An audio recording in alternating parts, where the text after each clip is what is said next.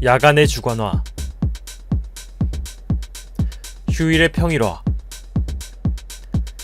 가정의 초토화,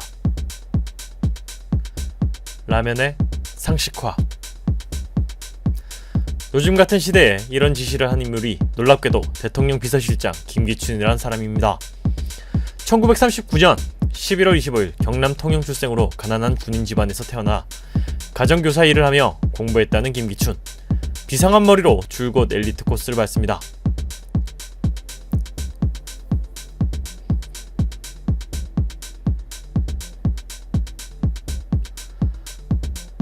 서울대 법학 2년차에 고등고시 사법과에 합격하며 출세가도를 달리게 되죠. 재학 중 5.16 쿠데타에 군인 아버지가 공을 세우며 5.16 장학회에 장학금을 받습니다. 5.16 장학회는 훗날 박근혜가 이사장으로 있던 정수장학회의 전신. 입대 전 고시 합격으로 해군 법무관으로 복무하며 군 복무와 함께 대학원을 재학하며 대위로 전역하죠. 친구의 동생이던 박화자씨를 만나 훗날 백년가약을 맺습니다. 검사 초임 시절은 일반 검사들과 크게 다르지 않았다고 합니다. 다만 출세 지향적이고 정치적인 기질이 아주 대단했다고 합니다. 그가 훗날 성공가도를 달리는 첫 시작점이 바로 법무부 장관 신직수의 눈에 들어오게 된 것이죠.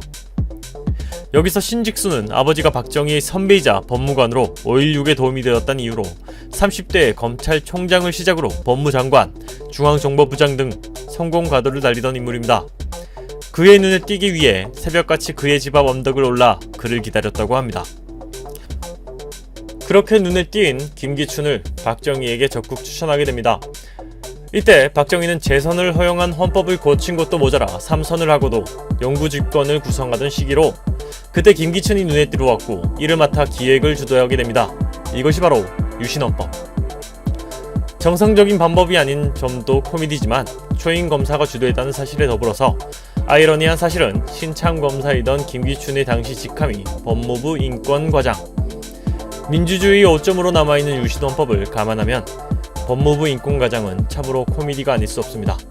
당시 헌법 개정 작업에 여러 학법 학자들을 합류시켜 정당성을 부여하였는데 당시 참여했던 갈봉근, 한태현 학자에 따르면 김기춘이 이미 만들어 놓은 뼈대는 손도 못 대게 했다고 합니다. 이렇듯 그가 만든 유신헌법을 방송과 여러 기관에 홍보하며 나팔수를 자처합니다.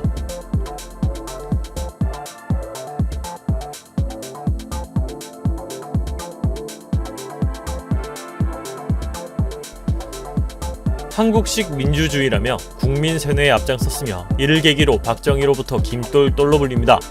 신직수의 오른팔로 박정희의 신임을 얻고 성공가도를 달리게 됩니다. 그에게 날개를 달아준 사건이 발생합니다. 1974년 유경수 여사 저격사건.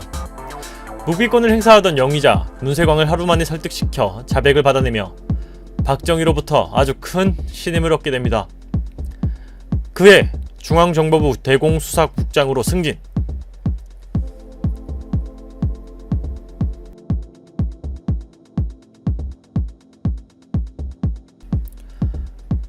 이후 40년간 최상 권력층을 떠난 적이 없는 엘리트 중의 엘리트가 바로 김기춘. 정권이 바뀌고 시대가 바뀌어도 그 자리를 늘 지킬 수 있던 원동력으로는 정치적인 행보는 매우 교활하고 사악했지만 실제 사람 자체는 매우 예의 바르고 교양적인 데다 공직을 떠났을 때도 시간표에 계획적으로 움직일 정도였다고 합니다. 한마디로 본인 의중을 절대 드러내지 않는 스타일이란 말이죠.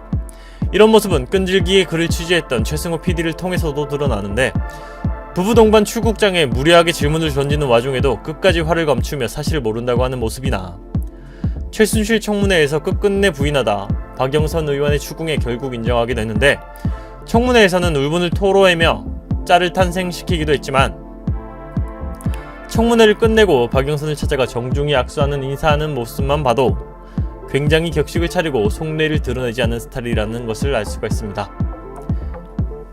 이런 모습 덕분에 정권이 바뀌고 풍경이 바뀌는 40년의 세월에도 자리를 유지했던 것이죠. 노태우 정권 때 운동권을 악의 세력이라 칭했는데 이때 그의 별명이 미스터 법질서. 그의 행적을 보면 별명이 붙은 이유가 너무 의아할 정도입니다. 그런 그도 위기를 맞이하게 되는데, 특정 후보를 당선시키기 위해 지역 감정을 조장하려 했던 초원 복국 사건으로 위기를 맞이합니다. 하지만 프레임 정치의 달인답게 불법 도청으로 분위기를 반전시키며 생명 연장, 지역 감정을 조장한 장본인인 김기춘, 본인의 처는 전라도 광주 출신이라는 사실, 그만큼 지역 감정이라는 게 아무 의미가 없다는 반증이기도 합니다. 그에게도 가슴 아픈 가족사가 존재하는데, 외아들인 김성원이 2013년 불의의 교통사고를 당하며 현재까지도 의식불명의 식물인간 상태라는 사실.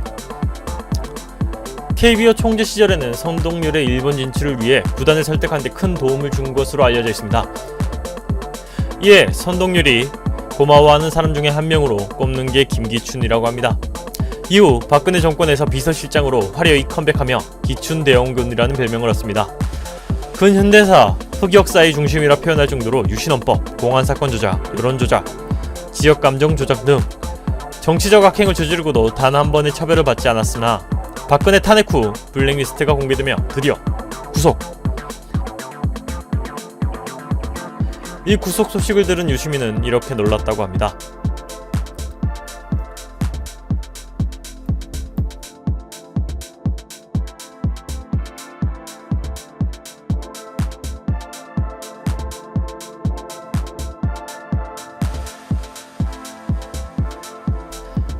현재까지도 김기춘의 재판은 현재 진행 중에 있습니다.